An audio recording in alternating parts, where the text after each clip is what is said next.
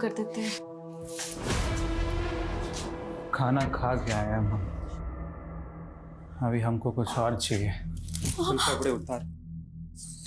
सुनिए, मत करिए ना प्लीज, प्लीज मत करिए।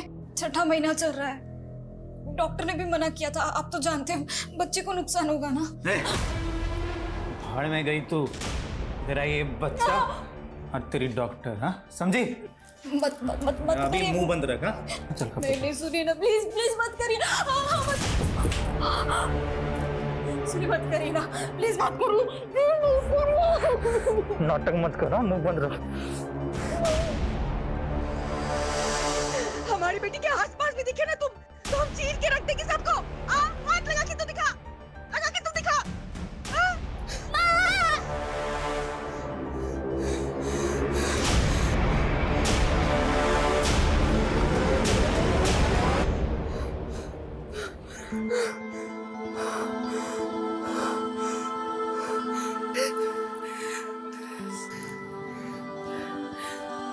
हिम्मत नहीं है ना, तो हिम्मत पैदा करनी पड़ती है। ये दुनिया है ना, औरत को कमजोर समझती है, इसलिए ये रूप दिखाना पड़ता है। माँ, आप हमारी किसी को भी मार दोगे? देख बेटा, इतना समझ ले, हमारे होते हुए तुम दोनों को कोई कुछ नहीं कर सकता, चाहे इसके लिए हमें कुछ भी करना पड़े।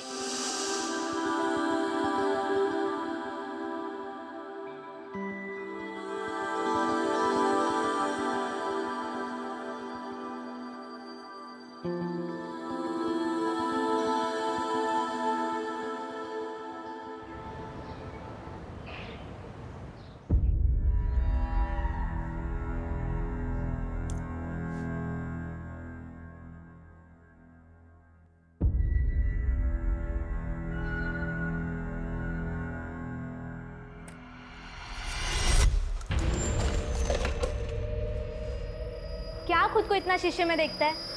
मैं तेरे को ऐसे आंख भर के देखती हूँ, कम है क्या? चल आजा, खाना खाते हैं, वो भी एक ही प्लेट में। आ ना, प्यार बढ़ेगा। तेरा घाव अभी तक भरा नहीं? दवाई नहीं लगाता ना तू? रुक, मैं लाती है। कोई जरूरत नहीं है, तूने खाना रख दिया ना, अब जा। मैं तेरे से इतना प्यार करती हूँ, तेरे से शादी करना चाहती हूँ, और तू ऐसे कुत्ते जैसे हकालता है मेरे को। देख, ज्यादा भाव मत खा, मान जा। मेरी जैसी दूसरी मिलेगी नहीं तुझे। मैं ही हूँ जो खाना खाने के बजाय तेरी गाली खाती हूँ और मुस्कुराती भी हूँ।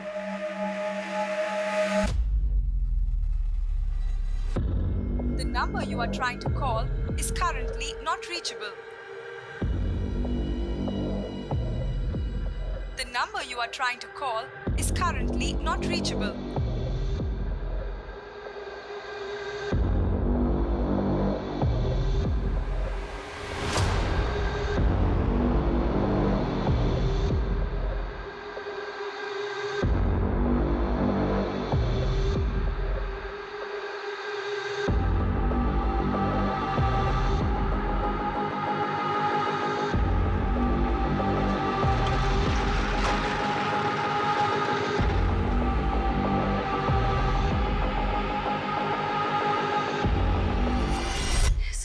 सर मेरे हस्बैंड अविनाश त्रिपाठी सर, वो 2 दिन से मिसिंग है। उनका फोन भी स्विच ऑफ आ रहा है। 2 दिन से मिसिंग है मतलब? सर दिल्ली में उनकी मीटिंग थी, जिसके लिए 2 दिन पहले ही वो घर से बाहर निकले थे। फ्लाइट थी उनकी दिल्ली की, लेकिन मैंने जब एयरलाइन में फोन किया तो पता चला कि उन्होंने फ्लाइट बोर्ड ही नहीं की। सर आपको पता था कि आपके पति 2 दिन से मिसिंग है और आप आ जा रहे हैं पुलिस स्टेशन? हाँ सर, वो अक्सर बिजनेस ट्रिप के लिए जाते रहते हैं सर। वैसे भी हमारी फ्रीक्वेंटली इतनी बात नहीं होती है, और मुझे लगा कि वो बिजी होंगे, इसलिए मैंने इतना नहीं सोचा। लेकिन कल और आज दोनों दिन मेरी उनसे बात ही नहीं हो पाई, उनका फोन स्विच ऑफ आ रहा है। आपने अभी बताया कि आपकी फ्रीक्वेंटली बात नहीं होती थी, तो ये भी तो हो सकता है कि वो अपनी मर्जी से कहीं गए हो, किसी ऐसी जगह जहां वो आपको बताकर नहीं जा सकते। ऐसा नहीं है सर, वो मुझे बताते हैं सर, और मेरे सामने ही उन्होंने एयरपोर्ट के लिए कैब बुक की थी, मेरे सामने ही वो घर से बाहर निकले थे सर। ओके रिलैक्स, हम कुछ करते हैं। सर, अविनाश सर ने जाने माने कार्डियोलॉजिस्ट डॉक्टर चोपड़ा के साथ में एक डील क्रैक की थी, और इसी सिलसिले में उन्होंने उन्हें दिल्ली भी बुलाया था। तो फिर अविनाश ने फ्लाइट ली क्यों नहीं? उससे भी ज़्यादा इंपॉर्टेंट कुछ और चल रहा था क्या? सर इस डील से बढ़कर सर के लिए कुछ इम्पोर्टेंट नहीं हो सकता। सर 2 साल से इस डील के लिए मेहनत कर रहे हैं। सर मुझे तो लगता है सर किसी मुसीबत में है। मिटका फार्मेसी ने बहुत जल्दी ग्रो किया है, तो पॉसिबल है कोई डिस्प्यूट या राइवलरीज? सर इस इंडस्ट्री में कट थ्रोट कंपटीशन तो चलता ही रहता है और कोविड के बाद तो और भी बढ़ गया है। पर सर उनकी किसी से दुश्मनी हो ऐसा हमें कभी भी अंदाज़ा नहीं हुआ और सर ने भी कभी ऐसा कुछ हमें बताया नहीं।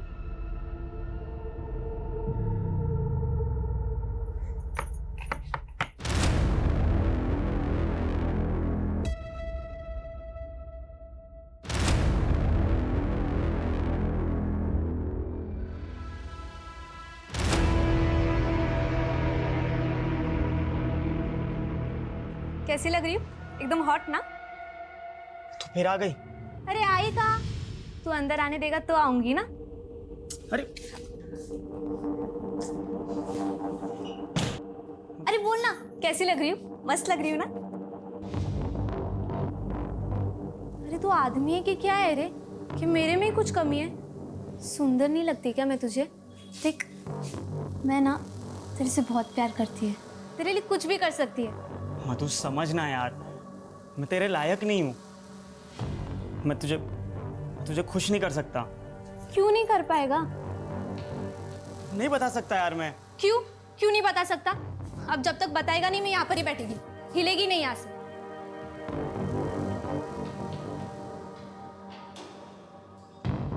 ठीक है, बताता हूँ मैं।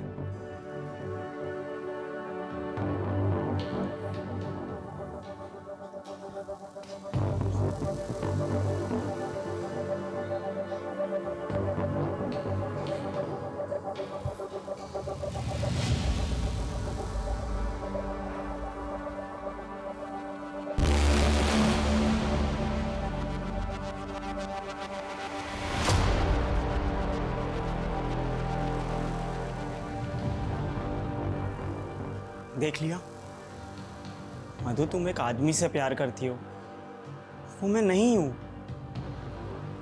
मैं क्या हूं मुझे भी नहीं पता।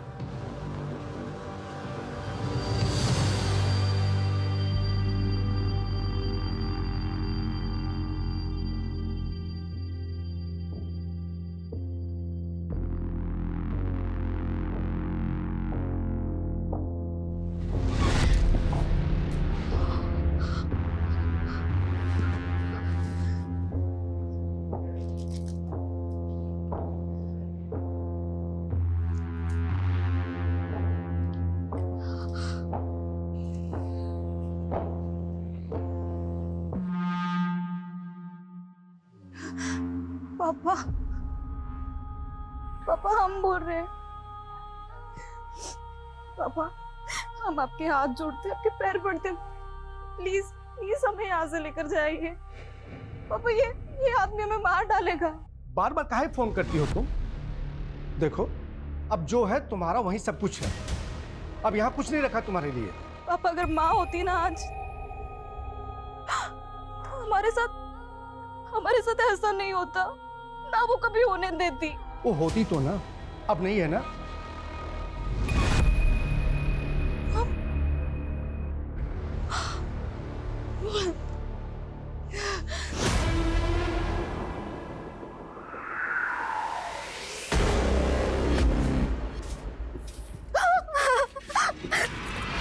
सर कैब कंपनी की इंफॉर्मेशन के अकॉर्डिंग ड्राइवर का नाम श्रवण किशोर है।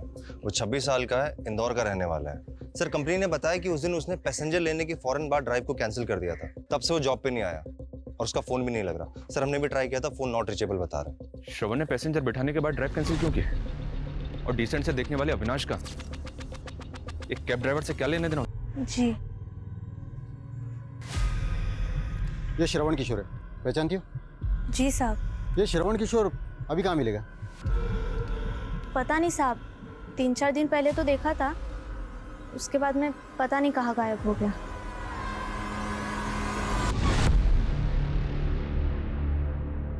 मधु, अगर तूने सचमुच मुझसे प्यार किया है तो प्लीज मेरी जो असलियत मैंने तुझे बताई ना, वो किसी को मत बताना।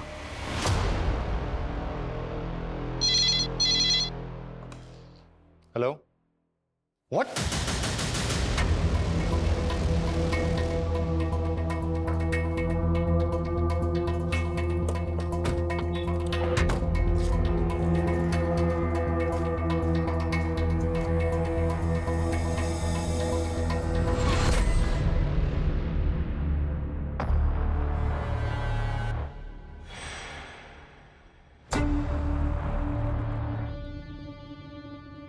जिसने भी ये मर्डर किया है बहुत नफरत करता होगा शायद इस आदमी से।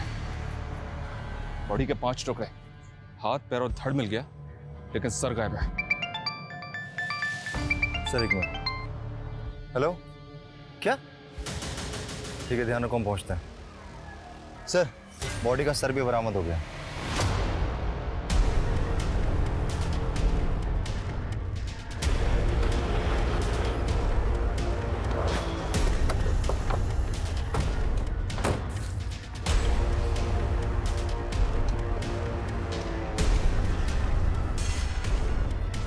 और उसके बाद उसका और उसके फोन दोनों का लापता हो जाना।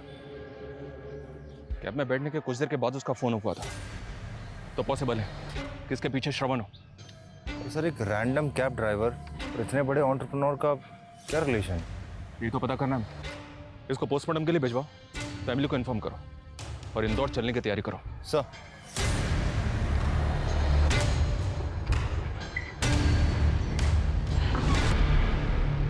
ये नहीं हो सकता।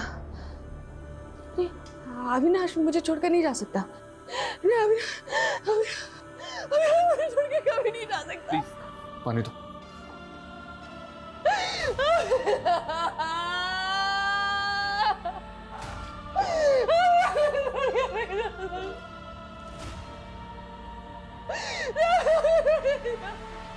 Mom, mom, mom, I need some money, please, please मुझे दे दीजिए। Mom please, mom I need, mom please दे दीजिए। Mom I need some money, mom please mom.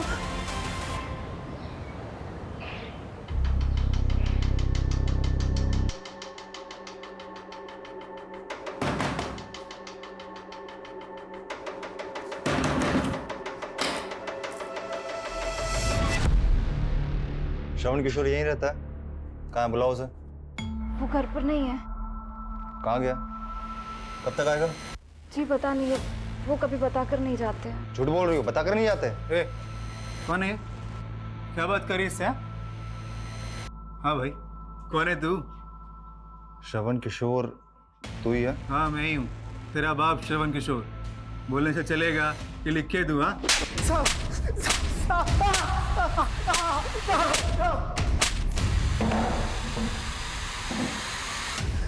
साहब माफ कर दो साहब, हम कुछ नहीं किए साहब। आप ही बताओ ना साहब, ऐसे में हम कैसे पहचानते कि ये कौन है?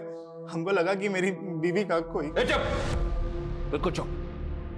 अब अगर तू ही श्रवण किशोर है ना, तो बता, मैं मुंबई से इंदौर कब आया तू? तेरा फोन क्यों बंद है? और वो गाड़ी कहाँ है जो कैब कंपनी के लिए चलाता है तू? मुंबई गाड़ी कैब कंपनी? क्या क्या बात कर रहे हो साहब? हम जिंदगी में मुंबई नहीं गए हैं साहब, ना ही हमको गाड़ी चलाने आता है। यहाँ तक कि 2 साल से तो हम इंदौर से बाहर तक नहीं गए सर। पर तेरे आईडी पे पिछले 2 साल से एक आदमी मुंबई में कैब चला रहा है। कैसे? हमको कैसे पता साहब, कैसे? इसको जानता है तू? नहीं साहब। सर, जेल में इसका अच्छा खासा आना जाना है। एंग्री यंग मैन बन के घूमता है। लड़ाई झगड़ा मारपीट रोज का काम है सर। नहीं सर। खूंखार है तू? हाँ? पर तुझसे भी खूंखार वो है। बॉडी के 6 टुकड़े किए उसने। मर्डर में प्राइम सस्पेक्ट है जिसमें तुझे उठाया। अविनाश के गायब होने से लेकर अभी तक फरार है वो। अब अगर तूने सच नहीं बोला ना, तो मुंबई तो छोड़, ब्रह्मांड की सैर करवा दूंगा तुझे। साहब कसम खा के कह रहे सर, हमको नहीं पता साहब वो कौन है। हमको कोई फंसा रहा है साहब, हमको कोई फंसा रहा है। हम इतने सालों से इंदौर से बाहर तक नहीं गए साहब। मतलब तू सैर करके ही मानेगा? कदम सर, करवाओ इसको सैर। Yes sir. कोई फंसा रहा है?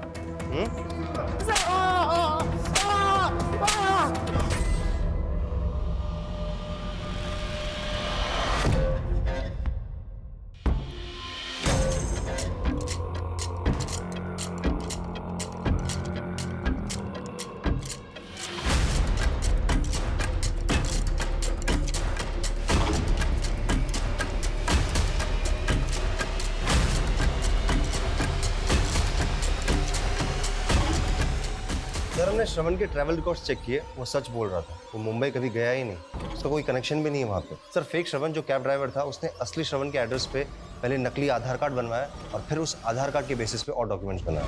मतलब ये नकली श्रवण जो भी है, इसने बहुत सोच समझ के प्लानिंग की है। लेकिन एक बात अभी तक समझ में नहीं आ रही है, उसने मुंबई में बैठ के इंदौर के श्रवण को क्यों चुना? सर हो सकता कोई इत्तेफाक हो, क्योंकि श्रवण तो इंदौर से बाहर कभी गया ही नहीं। सर मुझे लगता है कि अविनाश के मर्डर के तार मुंबई से जुड़े हुए हैं और हम इस श्रवण के चक्कर में यहाँ पे गुमराह हो रहे हैं। ठीक है, श्रवण को छोड़ दो, हम अविनाश की फैमिली और बिजनेस से शुरू करते हैं। अविनाश के बेटे शिवम के बारे में पता करो, ये लड़का मुझे थोड़ा अजीब लगा है। Okay sir. शिंदे।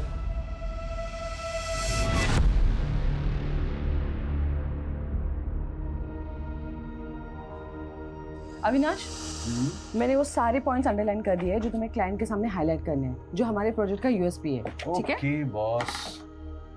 और ये क्या, तुमने फिर से पुरानी शर्ट पहन ली? मैंने ना इस मीटिंग के लिए नई शर्ट। देखो बॉस, इसमें तुम्हारी नहीं चलेगी, क्योंकि ये शर्ट मेरे लिए बहुत लकी है।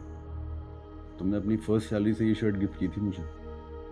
जब मैं तुम्हारे पापा से मिलने गया था तब भी मैंने ये शर्ट पहनी थी और उन्होंने पहली बार में यहाँ कह दी थी। और जब शिवम इस दुनिया में आया था तब भी मैंने ये शर्ट पहनी थी। मुझे तो लग रहा है ये क्लाइंट हमारा पहली बार में यहाँ करने वाला है।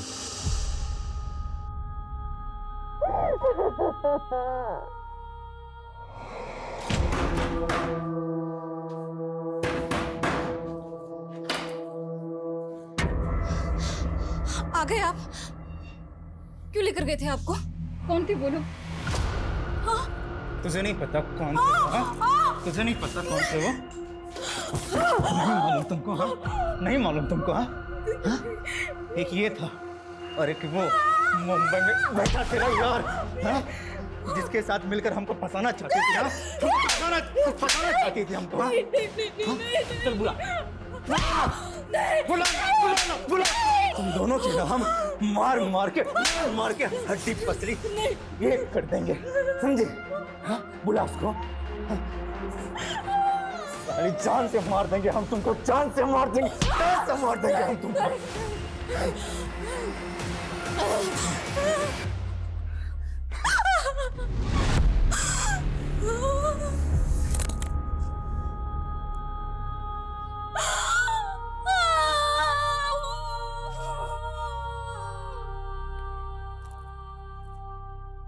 सर शिवम के बारे में पता चला है कि वो ड्रग एडिक्ट है। सर 3 महीने पहले शिवम और उसका दोस्त एक पार्टी में ड्रग्स बेचने के इल्जाम में गिरफ्तार हुए थे, पर सारी कार्रवाई शिवम के दोस्त के खिलाफ हुई। शिवम साफ बचकर निकल गया। और सर ये भी पता चला है कि जो ऑफिसर उस केस की जांच कर रहा था उसने कोर्ट में चार्जशीट फाइल करने के तुरंत बाद रिजाइन कर दिया था। तो मतलब तुम कहना चाहते हो कि अविनाश ने अपने पैसे और पहुंच के दम पर अपने बेटे शिवम को उस केस से बचा लिया? यस सर, और चूंकि शिवम बच गया इसीलिए पूरा केस उसके दोस्त के अगेंस्ट हो गया। वो लड़का है कहाँ आजकल? जेल में सर, सजा काट रहा है। और उसका बाप आज भी अपने बेटे के साथ हुई नाइंसाफी की वजह से बहुत दुखी है। कहीं इस नाइंसाफी से नाराज होकर तो उसके बाप ने अविनाश से बदला नहीं लिया? पता करो वो ऑफिसर आजकल कहाँ है और क्या कर रहा है जिसने वो चार्जशीट फाइल की थी, और उस लड़के के बाप को भी बुलाओ। सर। काश ले पाता। सुना 6 टुकड़े किए उसके, बहुत अच्छा लगा सुनकर। और अच्छा लगता अगर ये सब मैंने किया होता। इकलौते बेटे का बाप वो भी था और मैं भी। फर्क सिर्फ इतना था कि वो एक अमीर बाप था, क्योंकि उस ऑफिसर के सामने। माफ कर दीजिए, अब वो कोई गलती नहीं करेंगे। आप जो कहेंगे, जितना कहेंगे मैं दूंगा, लेकिन प्लीज उन्हें कोई हार्श पनिशमेंट मत देना। उसके बाप ने ऑफिसर के मुंह में पैसे भर दिए और फिर दोनों बाप बेटे ने मेरे बेटे को फंसाकर जेल भेज दिया। बर्बाद हो गया मैं, मेरा घर बार सब बिक गया। काश मैंने मारा होता उसे, थोड़ा सुकून तो मिलता।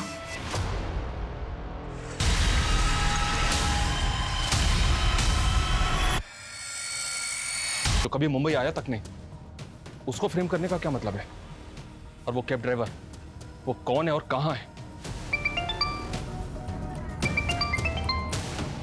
Hello, what? कैसे? क्या हुआ सर? कि एक आदमी कैब में बैठता है, कैब ड्राइवर पैसेंजर लेकर बुकिंग कैंसिल करता है और कुछ दिन के बाद उस आदमी का ब्रूटली मर्डर हो जाता है। कैब ड्राइवर मिसिंग है, जिसकी आईडी पे पिछले 2 साल से शरीफों की तरह काम कर रहा था। हम जब उससे इंक्वायरी करते हैं तो उसका भी चाकू मार के मर्डर कर दिया जाता है। हो ना हो, अविनाश, उस कैब ड्राइवर और इंदौर के श्रवण के बीच कुछ ना कुछ कनेक्शन तो जरूर है, पर क्या?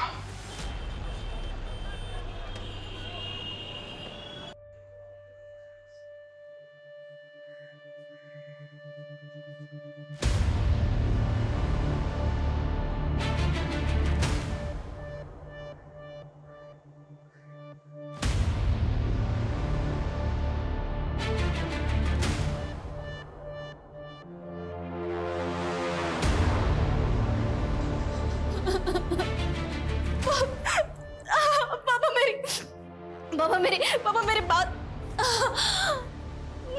पापा बात को समझने की कोशिश कीजिए ना। पापा हमें नहीं जाना है वापस इंदौर। हमने पापा वहाँ अकेले नहीं रह सकते। पापा हमारी हालत तो देखिए। तुम कोई पहली औरत नहीं हो जो विधवा हो गई हो और पेट से हो। हम बता दे रहे हैं, हमको अपनी छाती पर कोई बोझ नहीं चाहिए। पापा हम इस हालत में तुम जाओ अंदर, हम बाद में बात करेंगे।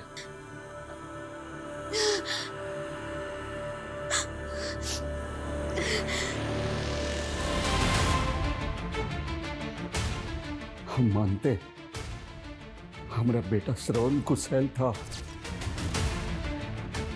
लेकिन इतने सालों में तो कुछ ना हुआ।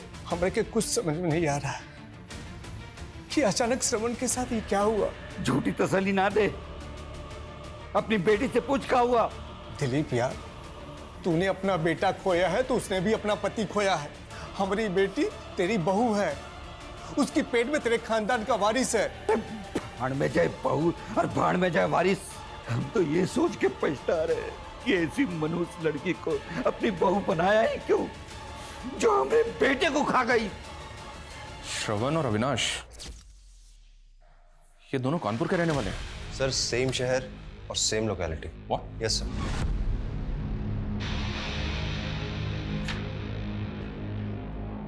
कहीं ऐसा तो नहीं कि श्रवण और अविनाश डबल मर्डर केस के तार कानपुर से जुड़े हैं और हमारे सवालों के जवाब इसी लोकेलिटी में छिपे हैं? कदम, कानपुर चलने की तैयारी करो। सर।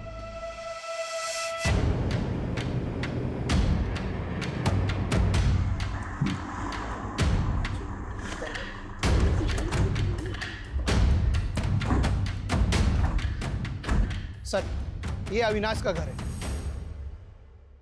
और ये श्रवण का। हमको तो कुछ समझ में नहीं आ रहा साहब, ये सब कैसे हो गया। पहले अविनाश और अब हमारा बेटा। किसी पे शक है आपको? बता सकते हैं कौन कर सकता है इसका? क्या बताएं साहब, कुछ समझ में नहीं आ रहा। अविनाश के पिता केशव और हम दोनों दोस्त थे। दोनों ने एक एक करके अपने इकलौते औलाद को खो दिया साहब।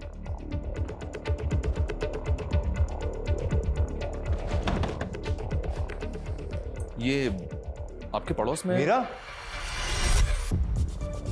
आप यहाँ? सर, ये हमारा मायका है।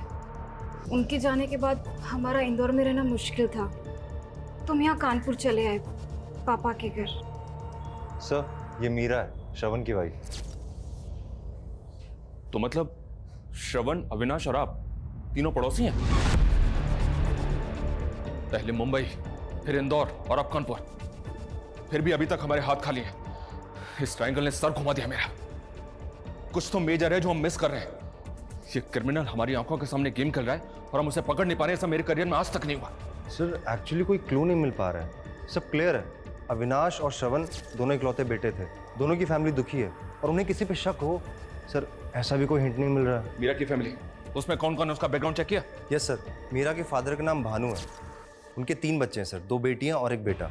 सर मीरा पहले इंदौर में रहती थी श्रवण की डेथ से पहले। सर एक बेटा है 15 साल का जो माँ बाप के साथ कानपुर में रहता है, और सर सबसे बड़ी बेटी स्वाति, उसके बारे में कुछ पता नहीं चल पाया। लोगों का कहना है कि वो बहुत पहले घर छोड़कर भाग गई थी। कदम, जब इससे कुछ मिलने वाला नहीं है तो इतनी लंबी कहानी क्यों सुना रहे मुझे? इससे अच्छा होता कि तुम उस फेक श्रवण कैब ड्राइवर के बारे में पता करो। हो सकता है कि वो किसी तरह ट्रायंगल से जुड़ा हो। सर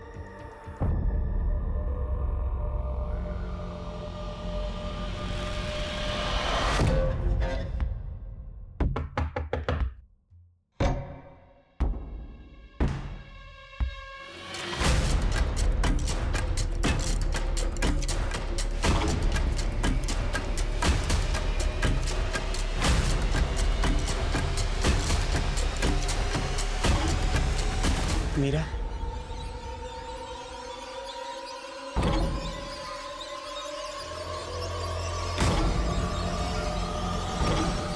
दी, स्वाति दी,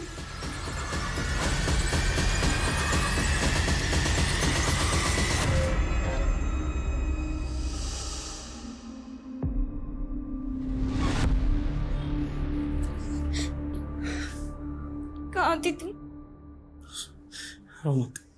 तुम्हें पता है मुझे तुम्हारी बहुत जरूरत थी। मैं हूं ना यहाँ पर अभी तेरे लिए। सब खत्म हो गया। नहीं, सब खत्म हो गया। आ गई तुम दोनों फिर से हमारी छाती पर मूंग गलने के लिए।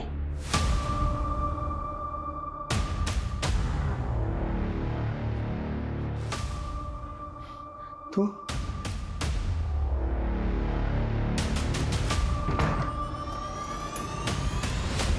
तू क्या चाहती है कि तेरा ये रूप देखकर पूरा समाज हम पर हंसे?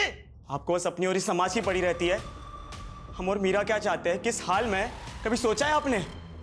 मेरी इस रूप का भी कारण ना आप ही हो, आपके वजह से हुआ ही है। खैर, हम यहाँ पर कोई बहस करने नहीं आए,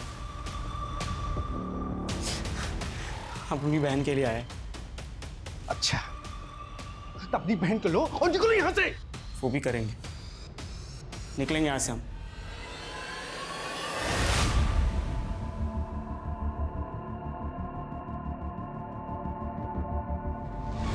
समझ नहीं आ रहा है हम क्या मिस कर रहे हैं, कहां चूक हो रही है हमसे। इन तीनों फैमिलीज में आपस में कभी कोई कॉन्फ्लिक्ट रहा है, कोई दुश्मनी या कोई झगड़ा जिसके बारे में अभी तक हमें पता ना हो? सर, अविनाश और श्रवण की फैमिली की ऐसी कोई हिस्ट्री नहीं है, और क्रिमिनल हिस्ट्री एक्चुअली भानु की भी नहीं है। क्रिमिनल हिस्ट्री भानु की भी नहीं है? मतलब 15 साल पहले भानु की पहली बीवी ने पंखे से लटककर सुसाइड कर ली थी, लेकिन उसकी बेटी का कहना था कि उसकी माँ का मर्डर हुआ है। बेटी मतलब मीरा? मीरा का कहना था कि सुसाइड है? नहीं सर, मीरा नहीं, उससे बड़ी वाली स्वाति। इन्वेस्टिगेट कर रहे थे, लेकिन जब 10 दिनों के बाद उसकी माँ का सुसाइड लेटर सामने आया तो हमें केस बंद करना पड़ा। मैं अपनी जान अपनी मर्जी से ले रही हूँ, मेरी मौत के लिए मेरे अलावा कोई जिम्मेदार नहीं है। इतना फॉर्मल सुसाइड नोट मैंने अपनी जिंदगी में पहली बार देखा है।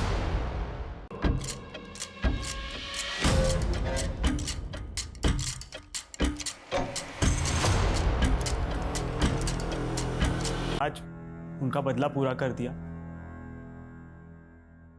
आज वो बहुत खुश होगी। भानु, तू झेलता कैसे है इस औरत को? तो बेटी पैदा करके चौधराइन जैसे ऐसे घूमती है जैसे बेटा जन्म दिया। और हेकड़ी तो देखो, तीसरा बच्चा पैदा करने के लिए भी मना करती है। अरे भाई, एक लड़का हो जाए, बेचारे को वारिस मिल जाए, कोई बुढ़ापे में हाथ पकड़ के चलने वाला हो, सहारा देने वाला हो। पर उसे पीछा छुड़ाऊं कैसे? वो मेरा पीछा नहीं छोड़ने वाली। अगर छुप छुपा के शादी कर भी ली, उसे पता चल जाएगा, मुझे और उसको, हम दोनों को मार डालेगी। अरे तो रास्ते से हटा देना, हमारे पास ऐसे ऐसे तरीके हैं कि सांप भी मर जाएगा और लाठी भी नहीं टूटेगी। बिल्कुल ठीक कह रहा है दिलीप, निपटाओ से। और बिल्कुल ऐसा लगना चाहिए कि खुदकुशी की है। पर हमारे अकेले बस की नहीं है। अरे तू चिंता क्यों करता है? कि मेरी माँ ने सुसाइड नहीं किया है, उनका मर्डर हुआ है। पर वहाँ पर किसी ने मेरा यकीन ही नहीं किया। शायद मैं छोटी थी या लड़की थी। इसीलिए तुमने इतनी लंबी प्लानिंग की, घर छोड़ा, सोसाइटी में फिट होने के लिए सेक्स चेंज किया, लड़की से लड़का बनी, और बदले की भावना में एक नहीं ऐसे 2 लोगों का मर्डर किया जो इनोसेंट थे, जिनका तुम्हारी माँ के मर्डर से कोई लेना देना नहीं था। कैसे लेना देना नहीं था? उन दोनों के बाप ने बेटे के बाप होने का गुरूर था उनमें, और उनकी वजह से उन्होंने मेरे बाप को बेटे के लिए उकसाया। इसलिए मैंने सोचा कि उनके इकलौते बेटे, उनके वारिस को मैं खत्म कर दूंगी। ये तुम्हारा सोचना है, पर सच यही है, अविनाश और श्रवण की कोई गलती नहीं थी। गलती थी उनकी कि वही उनका गुरूर थे। अगर उन बुड्ढों को मारती तो वो मुक्त हो जाते, इसलिए ऐसे जगह चोट मारी जहां सबसे ज्यादा लगेगी। अब दोनों बुड्ढों के लिए जिंदगी मौत से बदतर है। और सर, ये आसान नहीं था। मैं लगातार 2 साल से कैब ड्राइवर बन के वहाँ पर घूमती रही अविनाश के एरिया में कि कभी तो बुकिंग आएगी, और फिर आई। उसके बाद दिलीप चाचा के बेटे श्रवण को इंदौर में टारगेट किया मैंने, और फिर आखिर में अपने बाप को मार के अपनी माँ का बदला पूरा किया। मेरी माँ को इंसाफ देर से मिला, मिला जरूर। ये वो देश है जो चांद पर पहुंच चुका है, पर फिर भी यहाँ एक लड़का और लड़की के बीच का भेद मानो मिटने के लिए तैयार ही नहीं है। अविनाश इसी समाज की देन है जो औरत को प्यार और सम्मान दोनों देता था। दूसरा श्रवण, जिसकी मर्दानगी औरत को नीचा दिखाने में, उसको बेइज्जत करने में और उसके साथ जानवरों की तरह बर्ताव करने में थी। और तीसरी स्वाति, जिसे समाज ने एक औरत और आदमी की पहचान के बीच घुटने को मजबूर कर दिया था। स्वाति, श्रवण और अविनाश के पिता ने उसकी मां के साथ जो किया वो निश्चित ही एक जुर्म था, लेकिन स्वाति ने कानून का सहारा लेने के बजाय बदला लेना सही समझा। मीरा को सब पता था, फिर भी उसने मासूम लोगों की जान लेने से स्वाति को रोका नहीं, और वो भी इस जुर्म में हिस्सेदार बन गई। स्वाति को एक गुनहगार बनाने में न्याय व्यवस्था भी जिम्मेदार थी, जिसने उसकी मां की हत्या को स्वाति के बताने के बाद भी आत्महत्या मान के केस क्लोज कर दिया। क्राइम पेट्रोल की इस स्पेशल सीरीज में हम आपके सामने ऐसे ही और केसेस लेकर आते रहेंगे, जिनमें ना सिर्फ कड़वी सच्चाई होगी, बल्कि वो समाज के लिए एक आईना भी होंगे। जय हिंद।